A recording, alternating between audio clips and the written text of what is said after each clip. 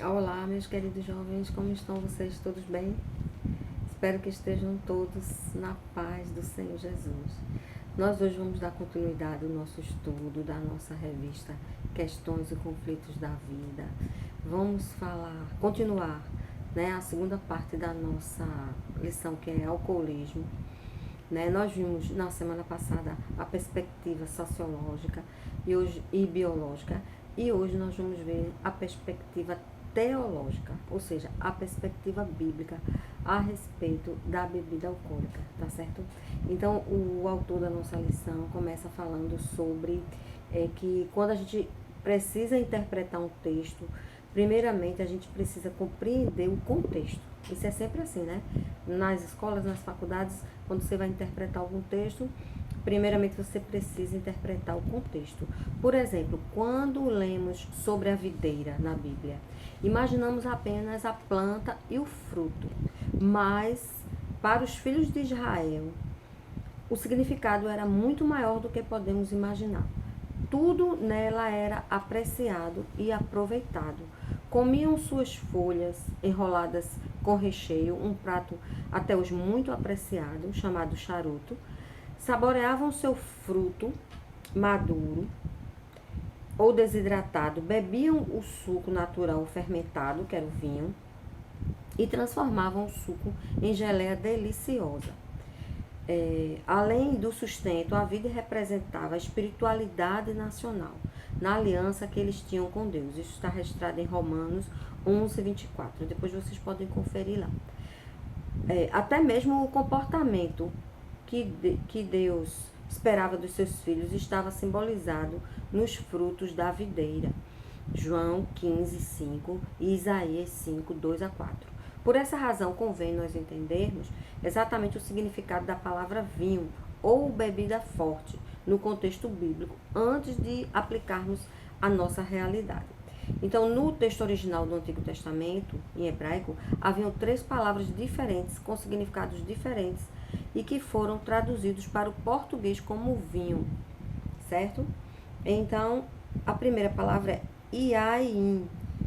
Aparece 141 vezes no Antigo Testamento,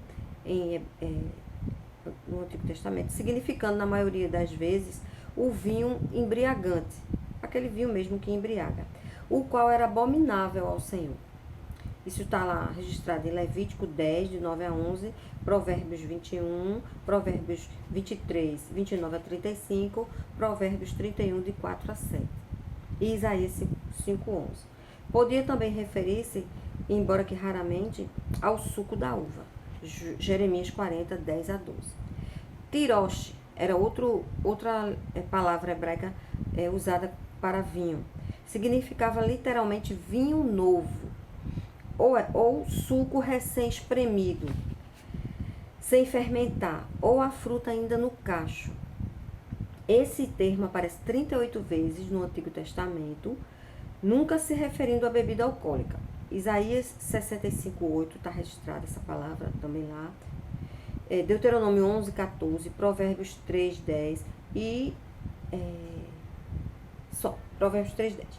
Shecar era outro termo hebraico também usado para falar, se referir à palavra vinho. Geralmente traduzida por bebida forte, aparece 23 vezes no Antigo Testamento, referindo-se geralmente a outras bebidas fermentadas, um tipo de cachaça, feita a partir de grãos de cereais, mel e tâmara, ou romã, ou maçã, ou de algum outro fruto, certo?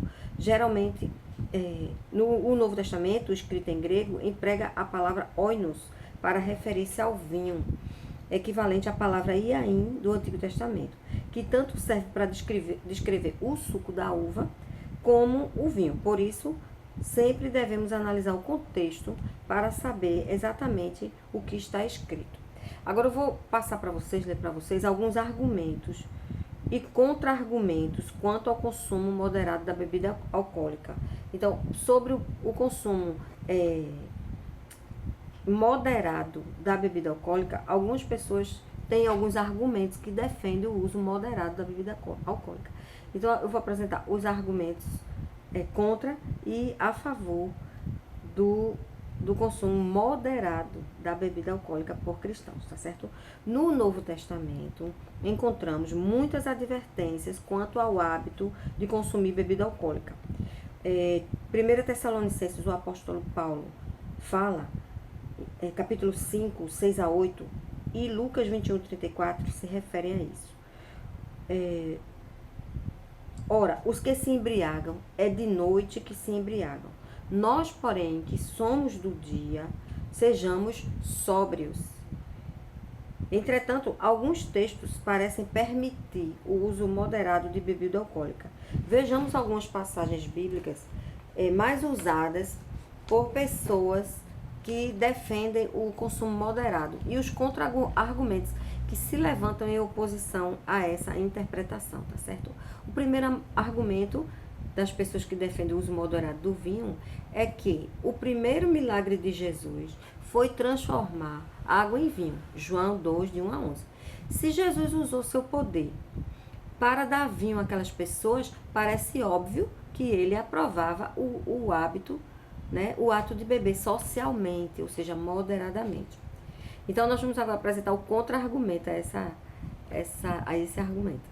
Se interpretarmos esse vinho como embriagante, e aí, teremos que concluir também que, primeiro, boa parte dos convidados já estariam bêbados, uma vez que consumiram todo o estoque da festa, e ao ponto do vinho acabar.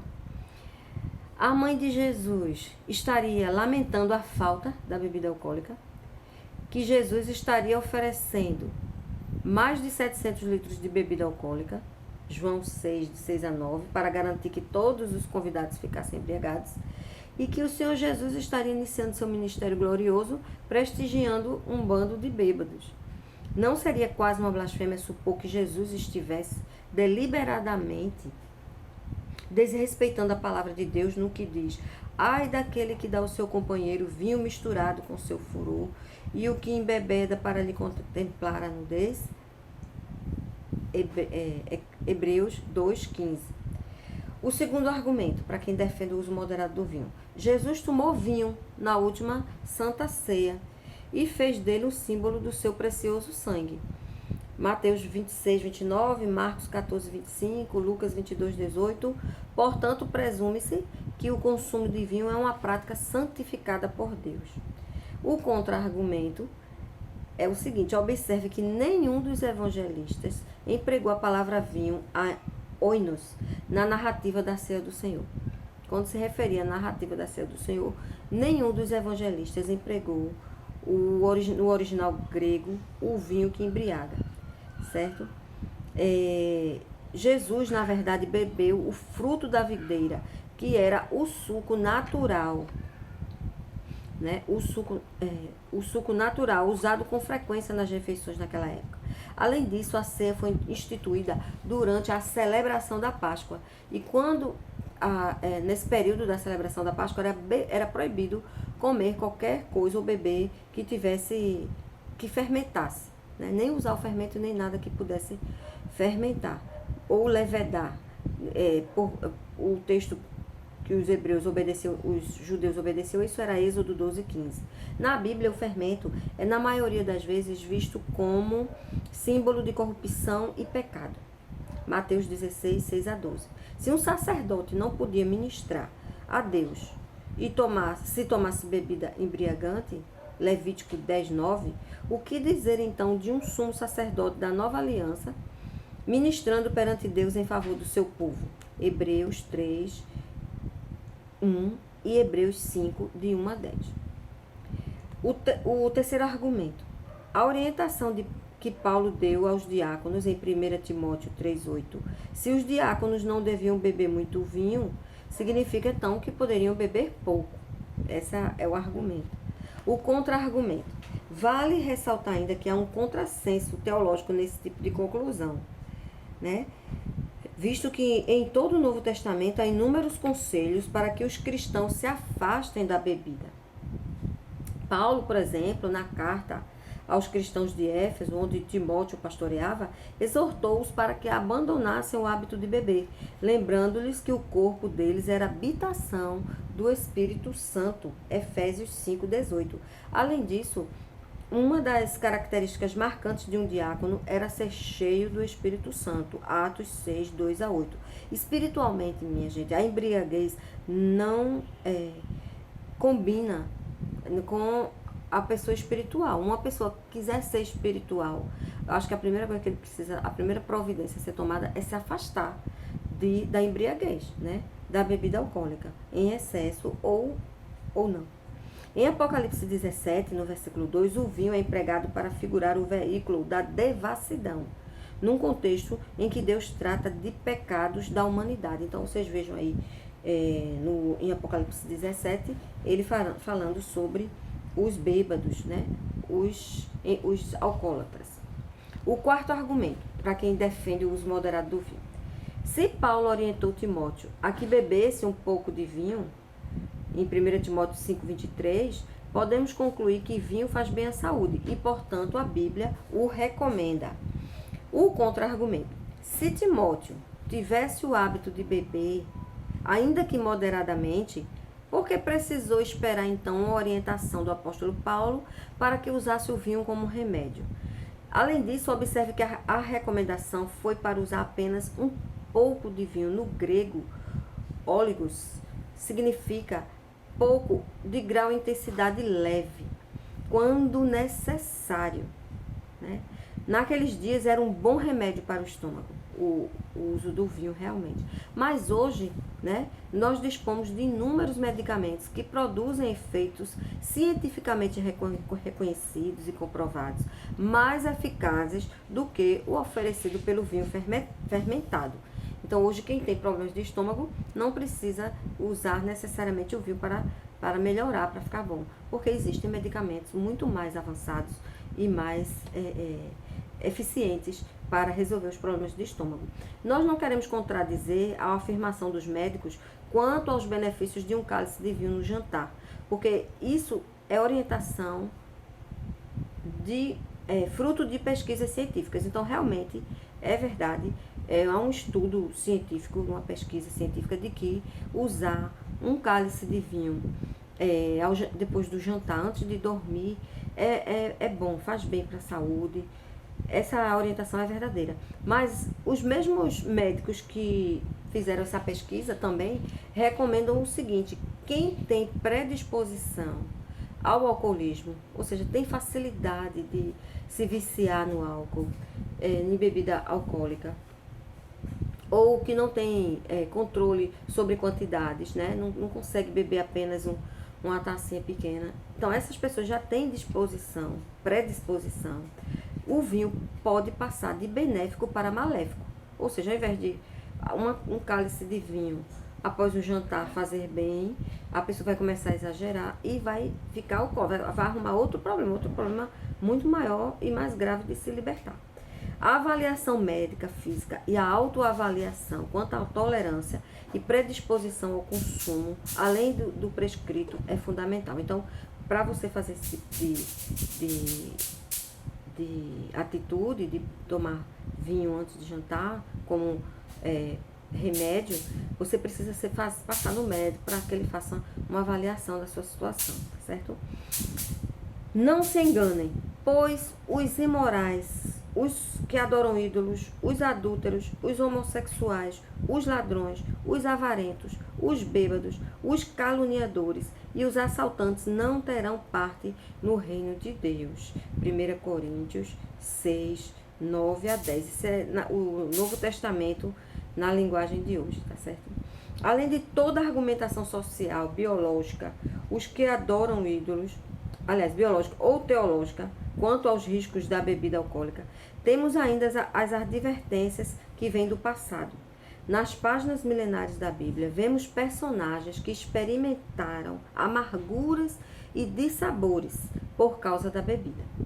Vocês lembram muito bem, né? Por exemplo, Noé, né? Um homem íntegro, santo, temente a Deus, mas que ao beber trouxe dor e sofrimento para a sua vida e para a da sua família, né? Acabou tendo que amaldiçoar o próprio filho. Então, não foi uma boa experiência de Noé né? De gole em gole, Noé perdeu a lucidez, a compostura, a prudência, a decência e atraiu a desgraça para dentro de sua casa. Houve também a bebedeira de Ló, vocês lembram?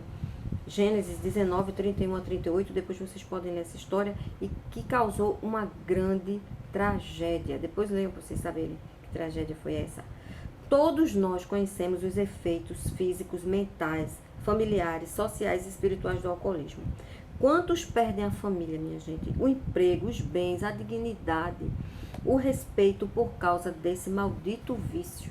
É um vício que tem destruído lares, desestruturado famílias, né? E tem causado muita destruição nos lares, nos casamentos e nas famílias. Então, a conclusão do nosso estudo é o seguinte: se é lícito ou não o vinho beber, bebida alcoólica, se é conveniente ou não, eis a questão que levantamos no início da lição. Na verdade, todas as coisas me são lícitas, mas nem todas convêm. Todas as coisas me são lícitas, mas eu não me deixarei dominar por nenhuma delas. 1 Coríntios 6, 12. Ainda que haja aparente abertura em algumas passagens bíblicas para que as pessoas possam consumir o vinho ou alguma bebida alcoólica, e ainda que a medicina possa recomendar o uso moderado do vinho, e ainda que a cultura nos dê total liberdade para desfrutar dos prazeres da bebida, o bom senso cristão, né, nos leva em paz ao caminho da abstinência. Porque todas as coisas me são lícitas, mas nem todas edificam. Então, o cristão, o servo de Deus, ele vai sempre preferir o caminho de se abster dessas coisas, das bebidas, né, da embriaguez. Por quê? Porque todas as coisas me são lícitas, mas nem todas edificam. Então, se essas coisas não vão lhe edificar, ou pelo contrário, vão prejudicar a sua vida espiritual, vão prejudicar sua saúde, sua família, sua paz, seu bem-estar, então é bom que você não faça uso, se abstenha dessas coisas. Não é isso? Isso está recomendado, o apóstolo Paulo fala, todas as coisas são lícitas, mas nem todas edificam, em 1 Coríntios 10, 23. Então, que Deus, pois, abençoe todos vocês, que vocês possam meditar e chegar à sua própria conclusão diante de todos esses argumentos e textos apresentados. Que Deus abençoe a todos. Amém.